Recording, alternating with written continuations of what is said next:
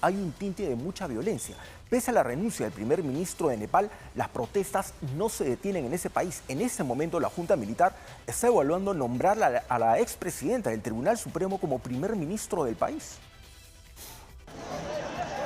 Tras 4 días de intensas protestas que provocaron la caída del régimen comunista en Nepal, militares y representantes del movimiento de la generación Z, conformado por jóvenes de 13 a 19 años, negocian el nombramiento de Sushila Karki, la expresidenta del Tribunal Supremo, quien se convertiría en la primera mujer designada como jefa de gobierno, con lo que se espera devolver la calma al país en medio de un panorama de violencia que todavía se mantiene en las calles y una represión policial que ya ha dejado al menos 30 muertos.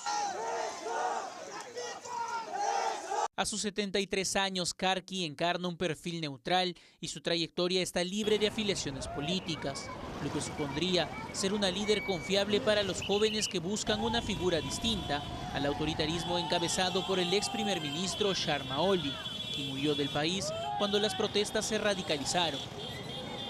Sin embargo, el panorama político en Nepal sigue siendo incierto, pues no se sabe el rol que cumplirán las Fuerzas Armadas para detener las protestas en el país. El ejército ordenó a la población que entregue las armas y municiones que se hubieran sustraído durante el saqueo a diferentes negocios y advirtió que se tomarán medidas contra los manifestantes armados.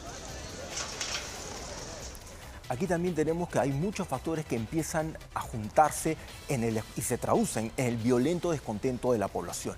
Por un lado, tienes muchas denuncias por corrupción, nepotismo, cifras de desempleo que van en aumento, cada vez más jóvenes que no encuentran oportunidades, las cifras de pobreza aumentaban de manera cuestionable en Nepal y lógicamente en medio de toda esta situación el gobierno decide cancelar o prohibir las redes sociales, justamente porque aseguran que se difundían discursos de odio y propagaban información falsa.